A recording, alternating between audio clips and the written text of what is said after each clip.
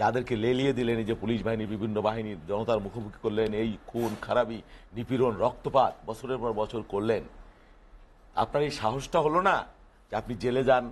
আপনার দলটা তো তাহলে বাঁচত। কোথায় নিয়ে গেছে দলটা? আপনি চিন্তা করেন। আপনি দেখেছেন কি পুঞ্জীভূত ক্ষোভ মানুষের মধ্যে, দীর্ঘকালের ক্ষোভ আপনি দেখেছেন। এই নতুন সরকারের কাছে তাদের অনেক দাবি আছে।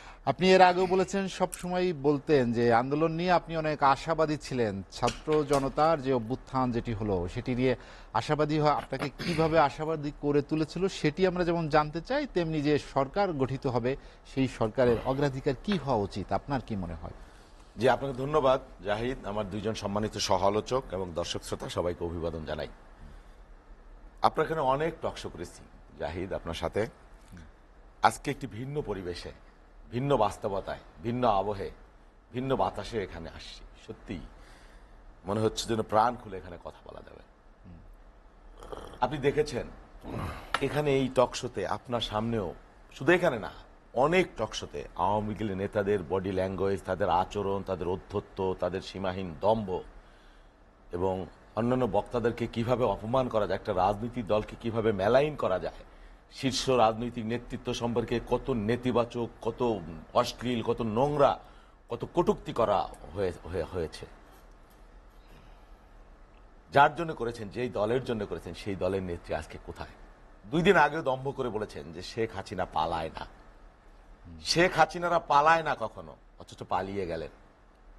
আপনি চিন্তা করতে পারবেন একটা রাজনৈতিক দলের, ঠিক আছে আমরা ধরে নিলাম তার অন্যায় অনিয়ম যাই থাক, দুর্নীতি, দুঃশাসন, ভোট কারচুপি যাই বলেন, এতটুক সাহস হলো না একটা তার রাজনৈতিক দলের লক্ষ লক্ষ কর্মী বাহিনীকে নিরাপদহীন রেখে নিজে পরিবার সহ বোনকে নিয়ে চলে গেলেন। এই কর্মীদের কি হবে যাদেরকে লেলিয়ে দিলেন, এই যে পুলিশ বাহিনী, বিভিন্ন বাহিনীর জনতার মুখোমুখি করলেন, এই খুন খারাপি, নিপীড়ন, রক্তপাত বছরের পর বছর করলেন?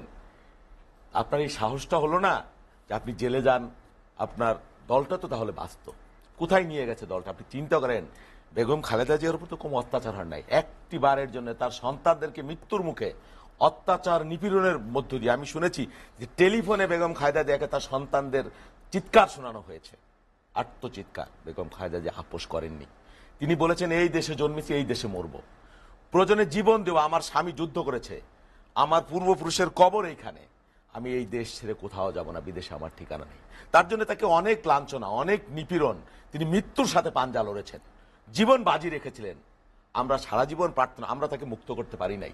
সত্য কথা যেটা, আমার দল, তার দল, এই ছাত্ররা সেই সুযোগ করে দিয়েছে। তাদের শক্তি এবং দেশের মানুষের শক্তি এবং রাজনৈতিক দলের শক্তি, আল্লাহর ইচ্ছায় এই মানুষ এই বাস্তবতাটা, এই পরিবেশটা পেল দীর্ঘদিন পরে, এবং আমার নেত্রী মুক্তি পেলেন।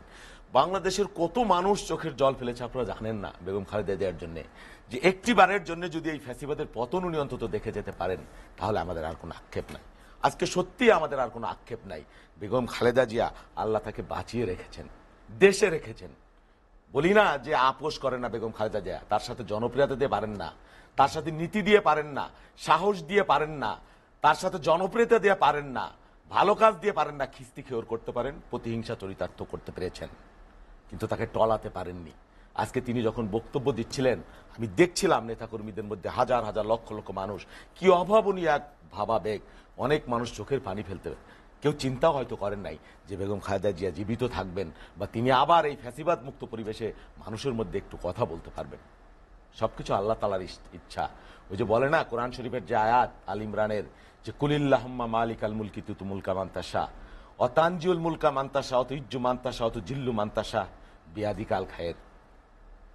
বাংলায় অনুবাদ করলে মোটামুটি যে বলো হে আল্লাহ, তিনি সর্বশক্তিমান, তিনি যাকে ইচ্ছা ইজ্জত দান করেন, যাকে ইচ্ছা কেড়ে নেন, যাকে ইচ্ছা রাজত্ব দান করেন, যাকে ইচ্ছা কেড়ে নেন, যাকে ইচ্ছা আমির বানান, যাকে ইচ্ছা ফকির বানান।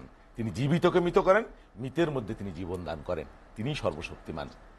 তো এটা কি প্রমাণিত হয়নি? আপনার এখানে কতবার বলেছি যে এই আওয়ামী লীগ থাকবে না, এই ফ্যাসিবাদ টিকবে না, কিন্তু অধ্যত্ব কি আমরা কম দেখেছি? কি দুর্বিনীত মনোভাব, টপ টু বটম।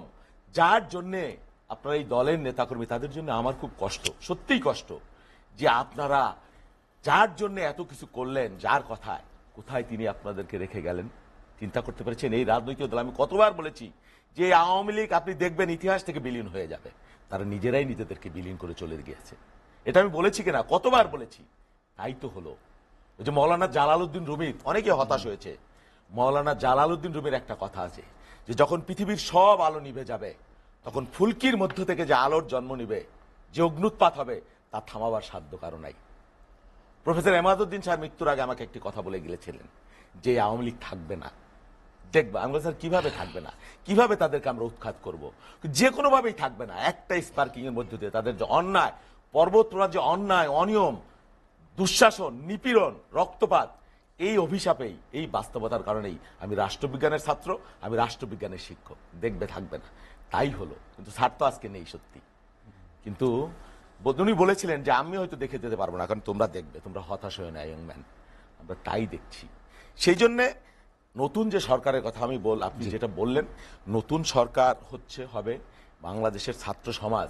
আপনি দেখেছেন কি পুঞ্জীভূত ক্ষোভ মানুষের মধ্যে, দীর্ঘকালের ক্ষোভ আপনি দেখেছেন। এই নতুন সরকারের কাছে তাদের অনেক দাবি আছে। আমার দেশটা 52 বছর 53 বছর স্বাধীনতার, হ্যাঁ, দল হিসেবে বিএনপিরও কোনো ভুল থাকতে পারে অতীতে, আমি অস্বীকার করব না, কিন্তু আমাকে সামনে যেতে হবে। আর কিছু তাকাবার কোনো সময় নাই।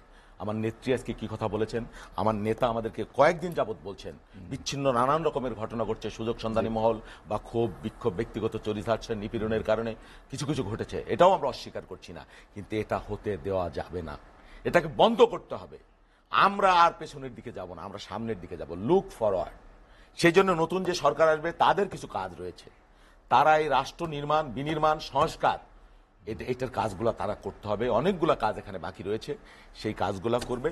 এবং পরবর্তী নির্বাচিত সরকার যখন দায়িত্ব গ্রহণ করবে, তার মধ্যে থেকে কেউ যাতে এইরকম আচরণ করতে না পারে, সুযোগ না থাকে, তার সব বন্ধ করতে হবে। সেটা রাজনৈতিক দল হিসেবে আমরাও চাই আজীবনের জন্য।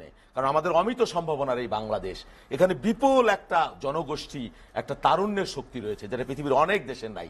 এর উদ্ভাবনী ক্ষমতা রয়েছে দেশে বিদেশে, আন্তর্জাতিক প্রমোট, অনেক মেধাবী, ওয়াসায়, নাসায়, তারপরে মাইক্রোসফটে, গুগলে আমাদের অসংখ্য মেধাবী তরুণ কাজ করছে। এবং বাংলাদেশের তরুণরা দেশ ছেড়ে দীর্ঘকাল বিদেশে চলে যাচ্ছিল। আমরা চাই বাংলাদেশে একটা কাজের পরিবেশ হোক, মেধাবীদের মূল্যায়ন হোক, যাতে তারা এই দেশটাকে বিনির্মাণ করতে পারে, অবদান রাখতে পারে। সেই সুযোগ আমরা তৈরি করতে পারি, একটা সুশাসন আমরা দিতে পারি, একটা গণতান্ত্রিক সমাজ আমরা দিতে পারি, একটা কল্যাণ রাষ্ট্র আমরা দিতে পারি, একটা মানবিক রাষ্ট্র যাতে আমরা দিতে পারি। সেজন্য আপনারা আমাদের জন্য দোয়া করবেন। আমাদের মধ্যে যেন সেই দম্ভ, বিশেষ করে একদিন আমাদের মধ্যে যাতে সেই দম্ভ, সেই অহংকার, সেই অপমান, সেই অধ্যত্ব যেন আল্লাহ তাআলা আমাদের থেকে রক্ষা করে, মুক্ত করে, সেটা আমরাও মোনাজাত করি, প্রার্থনা করি।